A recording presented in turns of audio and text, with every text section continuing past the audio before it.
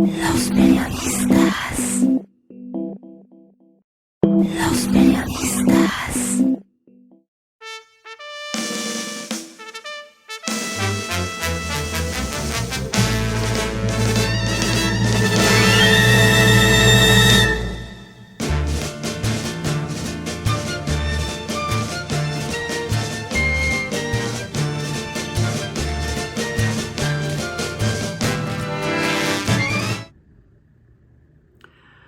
Una de las reprimendas más comunes durante la infancia de Salacaín estaba a cargo de la abuela cuando invitaban a merendar a algunas niñas y niños a la casa por algún onomástico o simplemente cuando se organizaban reuniones de fiestas populares o posadas. Consistía la reprimenda en prohibir enfriar el contenido de una taza sacando con la cuchara el líquido y regresarlo. Se salpicara o no, se consideraba este acto como una grosería en la mesa.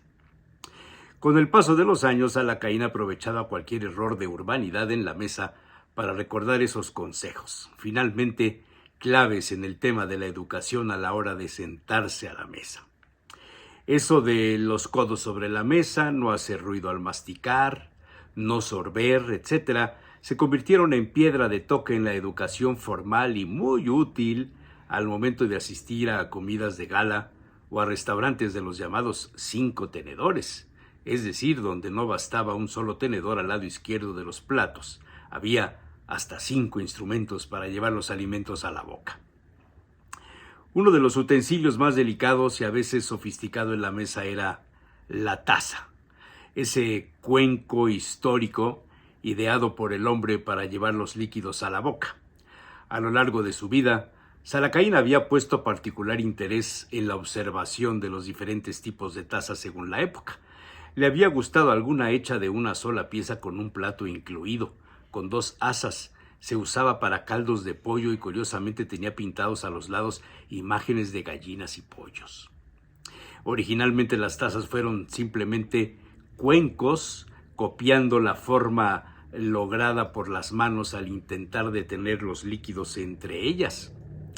Los chinos aportaron un buen número de modelos destinados a beber té. La dinastía Han, unos 200 años antes de Cristo, fue la causante. Fabricaron tazas de porcelana con esmerado rigor y plasmadas de arte.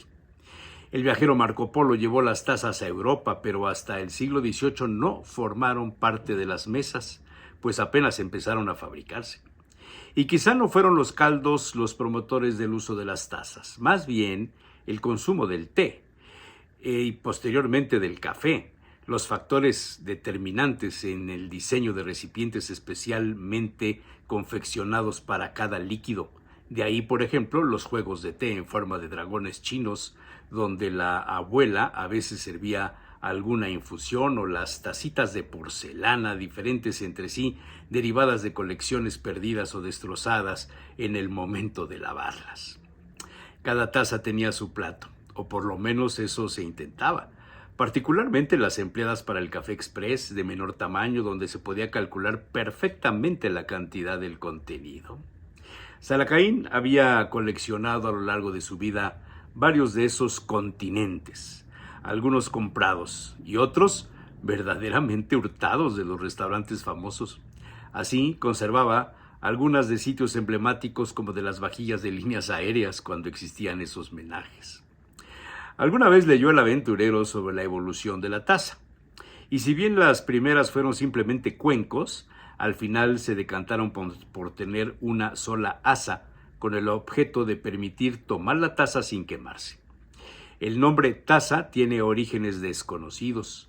Algunos investigadores de las maneras de la mesa y de la arqueología identifican la palabra como exclusiva del idioma español y derivada de la palabra en árabe taza, adoptada por los ibéricos gracias a los 8 siglos de presencia en la península.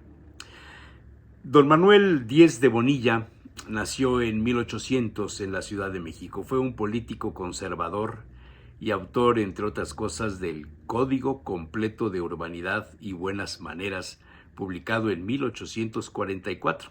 se adelantó al venezolano Manuel Antonio Carreño, quien publicó su manual hasta 1855.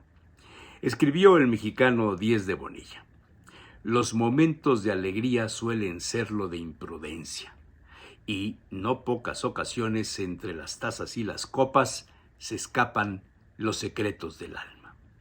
Una clara referencia al tiempo dedicado a sorber un café o a tomar una copa.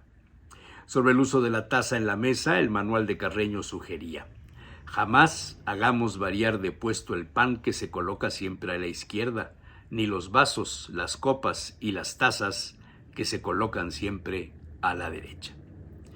Cuánto cuidado ponían las tías abuelas en usar las tazas de la vajilla familiar, sacarlas, limpiarlas del polvo, usarlas, lavarlas con sumo cuidado, dejarlas secar boca abajo sobre un lienzo y volverlas a guardar. Alguna de ellas decía con sarcasmo: taza cascada dura siglos porque no es usada. En la literatura, quizá Alejandro Dumas haya resumido el uso de la taza en una óptica hoy considerada machista en extremo. Escribió: la mujer es como una buena taza de café. La primera vez que se toma no deja dormir. Salacaín había escuchado esta frase de boca de un político local alguna vez en una mesa de mujeres y fue criticado muy, pero muy seriamente. Vaya recuerdos de las tazas, cuántas estaban guardadas por décadas en las cajas de los menajes familiares. Quizá valdría la pena sacarlas, usarlas, usarlas, ponerlas en valor y no solo tenerlas como un inventario de la familia. Pero esa es otra historia.